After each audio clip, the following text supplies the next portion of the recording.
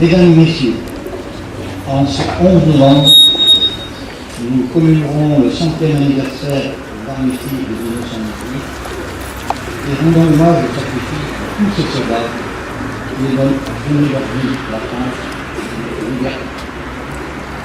Cette cérémonie va commencer par un ambassadeur, Jean-Luc Elisa Noël, qui est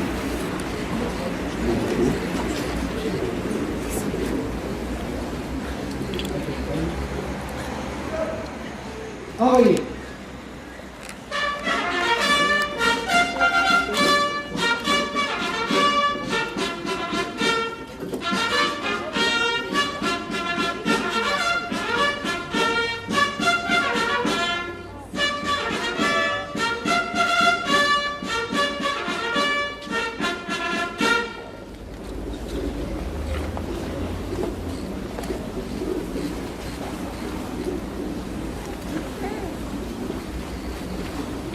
Repos.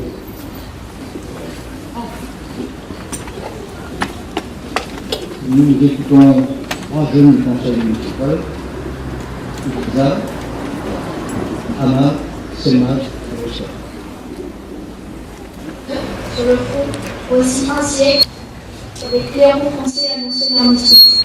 Dans les jours et les semaines qui suivaient, partout en France, les villes ont pavoisé, défilé, ont rassemblé les populations. Depuis 100 ans, le 11 novembre est le jour choisi pour célébrer la fin de la Première Guerre mondiale en Europe de l'Ouest, le retour à la paix.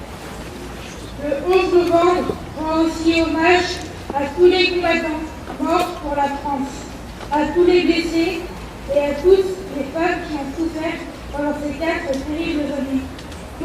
Représentants des élèves des écoles, des collèges, des lycées de renom, nous souhaitons participer à ce temps du souvenir et d'hommage grâce à nos dessins, à nos chants et à notre présence. Aujourd'hui, la France commémore le 100e anniversaire de l'armistice du 11 novembre 1918. Il n'est pas une ville, il n'est pas un village de France qui le garde, gravé dans la pierre d'un monument, dans la mémoire des hommes, le souvenir de l'héroïsme d'une jeunesse terriblement éprouvée et décimée par 52 mois de combat meurtrier. Souvenons-nous des paroles de Georges Clemenceau, président du Conseil, annonçant l'armistice ce 11 novembre 1918 à la Chambre des députés. Honneur à nos grands morts qui nous ont fait cette victoire. Par eux, nous pouvons dire qu'avant tout armistice, la France a été libérée par la puissance des armes. La guerre est finie. 1 400 000 morts. 740 000 invalides. 3 millions de blessés, des centaines de milliers de veuves et d'orphelins. Un siècle plus tard, il est difficile d'imaginer les conditions dans lesquelles nous avions vécu cette guerre atroce. Les lettres de soldats écrites sur le front sont là pour nous le rappeler. Ces témoignages, outre-tombe, offrent un éclairage différent sur le mythe des tranchées et nous ramènent au plus près de leur calvaire. Ce sont près de 8 millions de combattants français qui ont pris part au conflit. Invalides, mutilés ou traumatisés, les soldats rentraient dans leur foyer constituaient ce qui restait d'une génération perdue, marquée à vie par une guerre qu'ils espéraient être la dernière.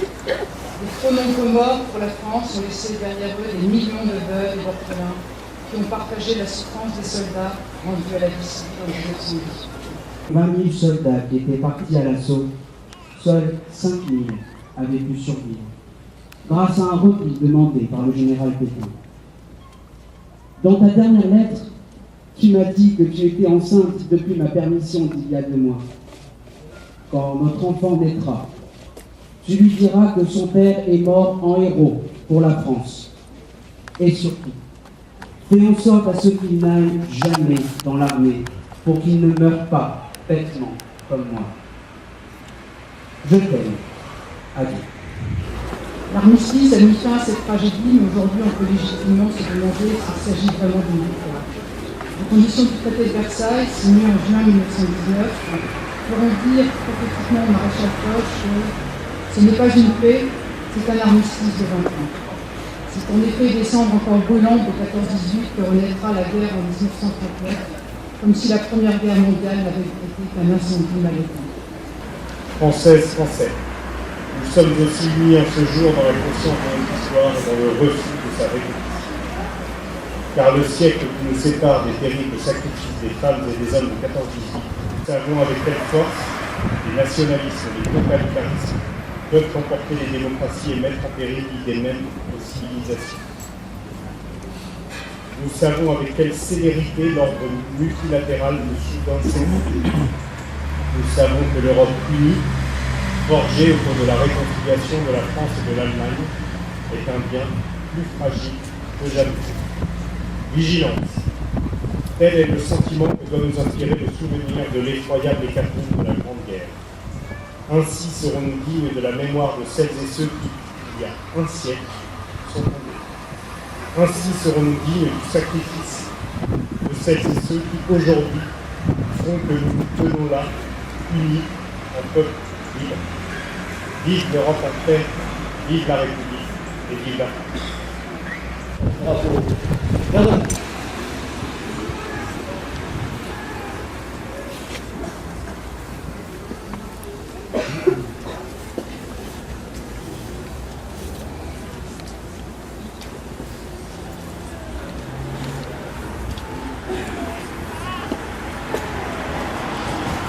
Dire du comité d'entente des anciens combattants du roman de Touraine, proposé par le général Mazar, gouverneur français, colonel Moreau, 75e année, de Marcel Couille, Médaillé.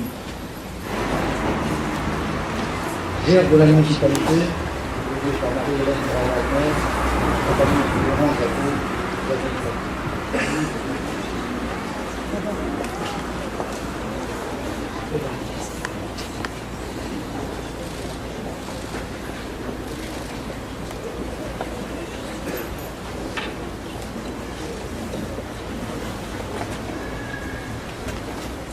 nous allons observer un moment national pour la visite du national des étudiants. Comment?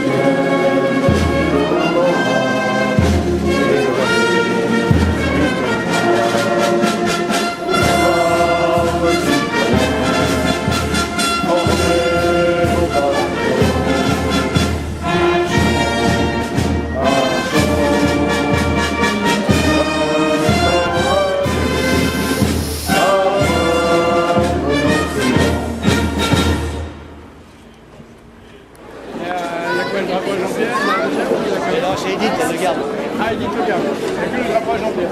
Ouais, Maurice garde le sien aussi.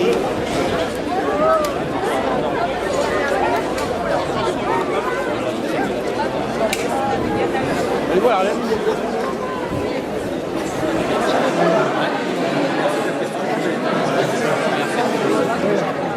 Je demande demande à mademoiselle Céline Combe de nous rejoindre sur la scène. Henri-Paul Combe était né à Romans le 23 mars 1897.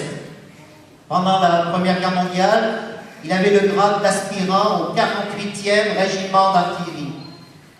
Il est mort le 7 mars 1916 à Fresnes-en-Veuve, dans la Meuse, des suites de ses blessures.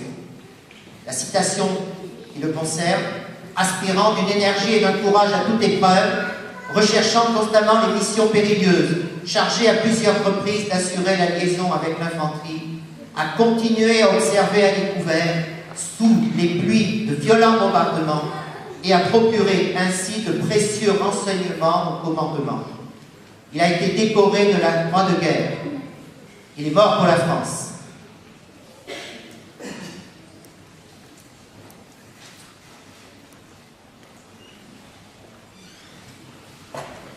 Jean-Auguste Guerre.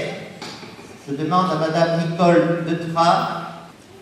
Jean-Auguste Guerre était né à Romans le 6 octobre 1895. Il était sergent au 175e régiment d'infanterie. Il est mort le 16 mars 1917 à Bio-Ovo, en Serbie. Tué par l'ennemi, il avait 21 ans. Il est cité alors du premier groupe de division. A donné le plus bel exemple de courage en dirigeant un feu nourri sur les positions ennemies malgré les rafales qu'il subissait, et tombé frappé d'une balle à la tête. Il est mort pour la France.